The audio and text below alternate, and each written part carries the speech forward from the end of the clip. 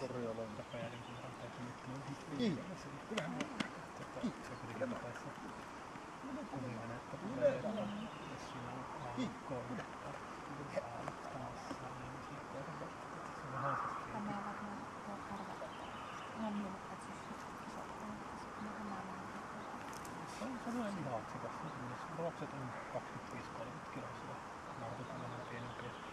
Kyllä se niin näet päin, niin jos se mennään vähän niin kuin pystyssä niin oikein järjellä, niin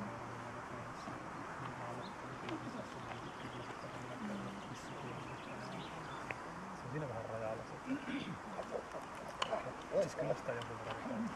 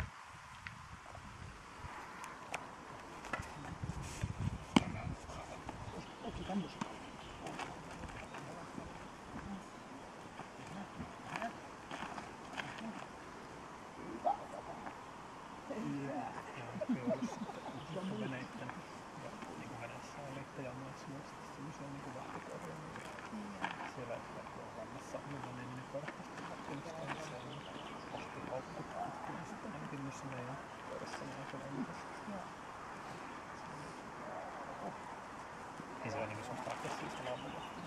Tämä on kiinnostunut. Tämä on ilmikäs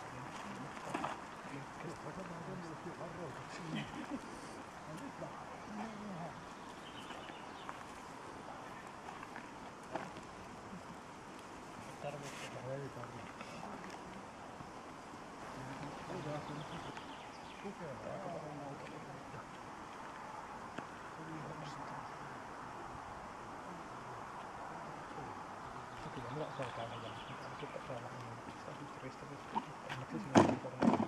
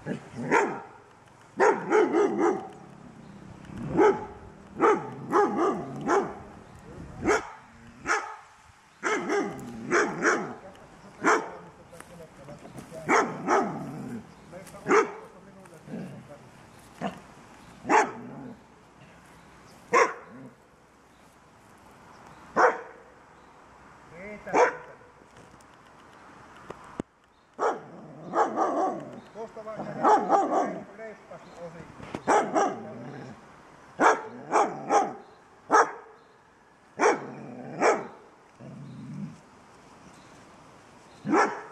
Noin ja tuppa takaisin vielä.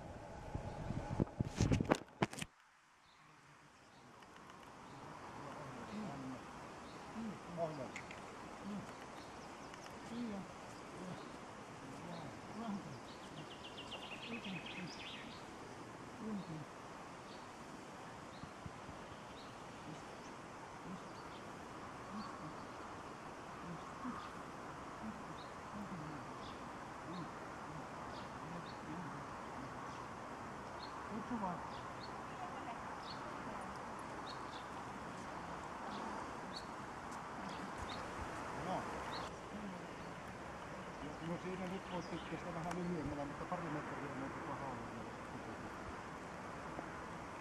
Joo.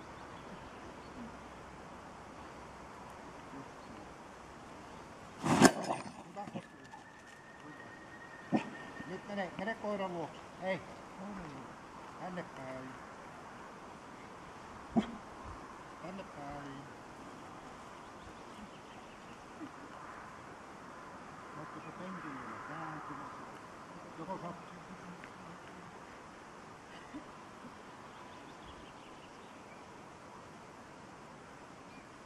Hyvä. Ja siitä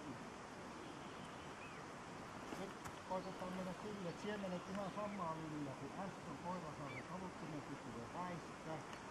Jatkat sitten tuota pulasta. Siellä tulee tynnyri takapäin perään. Jos se tempasee silloin, niin laskettaa irti vielä. sitten vaan jatkat eteenpäin. Kohti tuota paksua petää.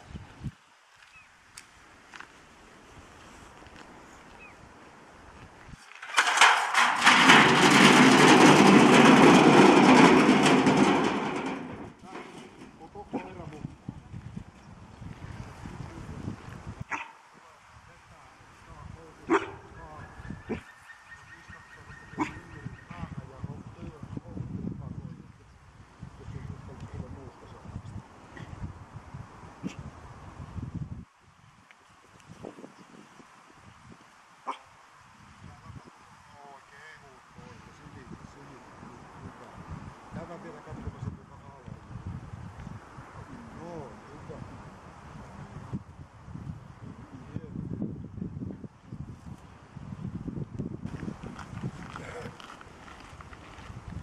Vähän kyllä katsomaan mitä tää on. Ota tämmönen. Kyllä katso. Kuinka on. Noin, kehu ylitä. Hyvä. Hieno tyttö. Jaha, ei jää tulee makaamaan. Lähdetään jatkamaan matkaa.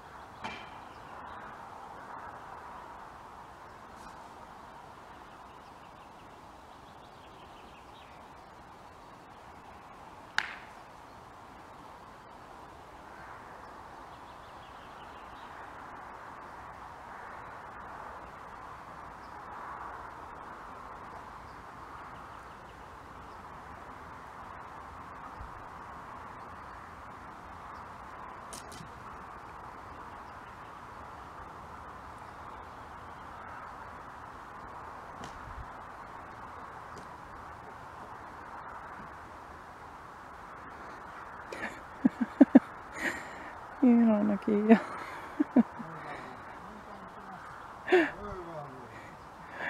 Ohjaaja.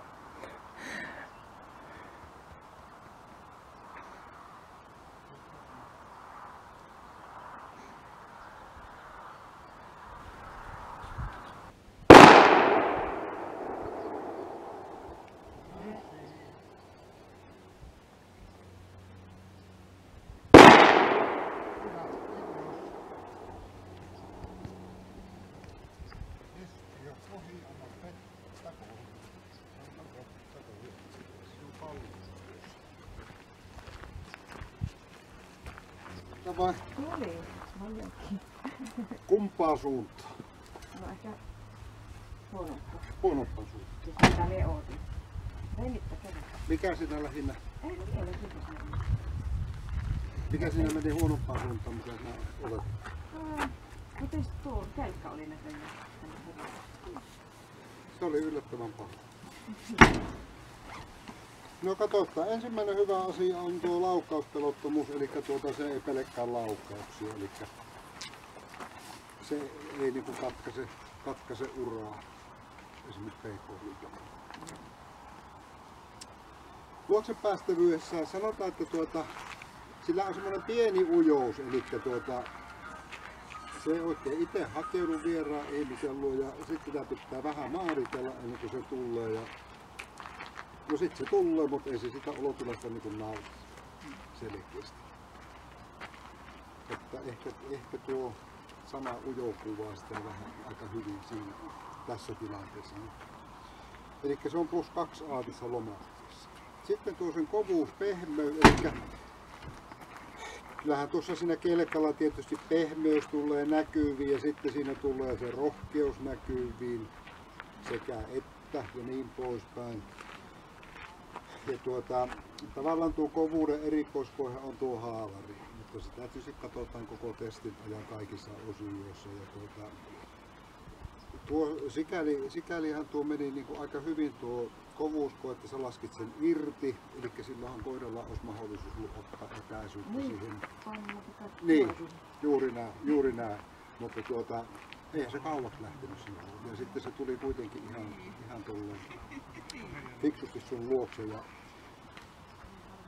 kyllähän tässä pehmeyttä on, mutta kun juuri tuo, että kun se kuitenkin sitten luottaa noin hyvin ja tulee. Ja sitten toinen juttu, että sitten kun se teki sen ohituksen tuossa sen jälkeen, kun kävitte tuolla kulmalla kääntymässä, niin siinähän ei niinku mitään katastrofia ole sitä. Mutta semmoinen pieni pehmeys, sillä on eli hieman pehmeä se on. Sitten sen temperamentti. Siinä tietysti painotetaan sitä, että kuinka oikea-aikaisesti, oikeasuuntaisesti se reagoi tuohon yllättävään ärsykkeeseen. Ja erikoiskohan siinä on tuo tynnyri, eli takapäin tuleva yllättävä ääni, kuinka se koira pystyy sen tilanteen hallitsemaan ja jatkamaan toimintaansa sitten sen jälkeen. Ja näkyy se tietysti sen mielen vilkkaus tuossa muuallakin, niin kohtuullisen vilkas. Tekee asiat ihan oikein, mutta sanottaisiko näin, että pikkusen energisempiäkin on nähty. Mutta koirahan ei tee mitään väärintä. Sitten toisen hermorakenne, ei sen tekemiset hermosta kiinni jää. Että ei se sillä tavalla mene niin kuin jumiin eikä tule mitään semmoista hallitsematonta. Tokihan se henkistä kuormaa otti tässä ja se niin kuin näkyy siinä. Rupeaa tulemaan semmoisia ylimääräisiä maiskutteluja ja niin poispäin, mutta ei mitään hallitsemattomia liikkeitä. Tuo oli tietysti paha tuo kelekka kaikkinensa, mutta jos sitä nyt edetään vähän sivuun, niin +1 aalla mennään, eli hieman rauhaa.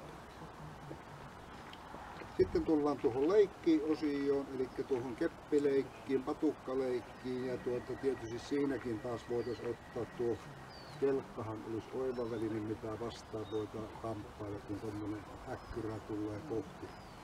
Niin siihen ei oikein eväät riittänyt.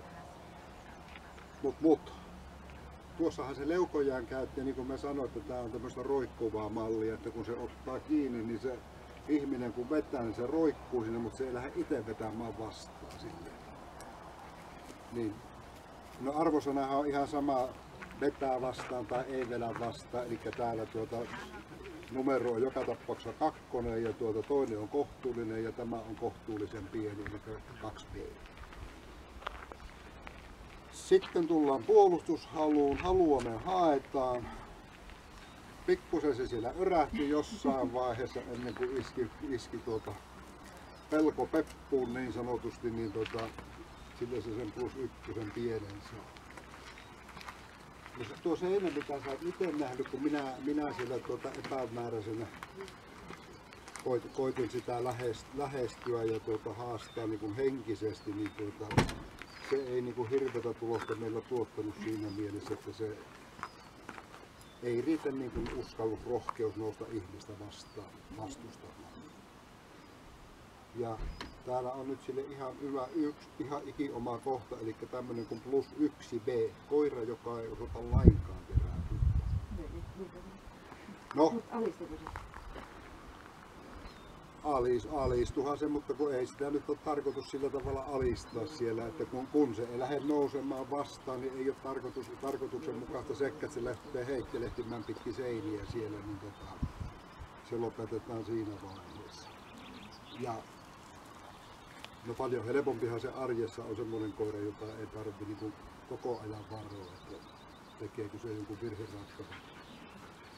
Et sillä tavalla tuo niin rehellinen koira, että tehkö mitä hyvänsä, kun sinne saanut heitää loppu, tämä oli ihan hölmö juttu, niin sen luokse voi mennä välittömästi. Ja se on minusta se tärkein pointti tuossa.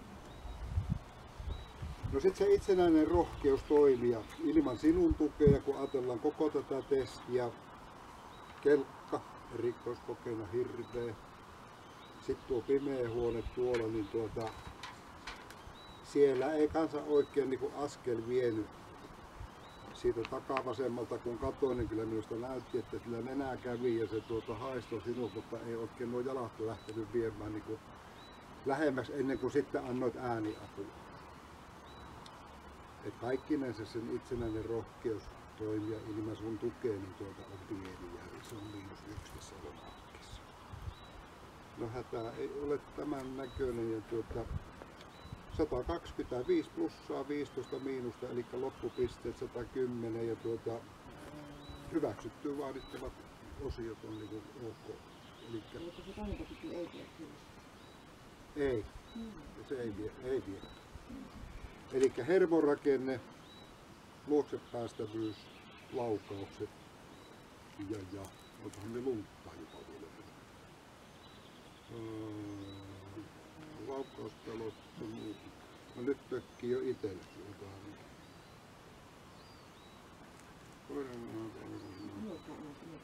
Kohdista 2. Joo, terävyys. Terävyys pitää olla plussalla. Hermot pitää olla plussalla ja sitten luoksepäästä. Eli toista kertaa ette pääse. Voi. Kiitoksia käynnistä. No niin, semmonen juttu se oli. Sanoit, että me tehdään mukavampia juttuja.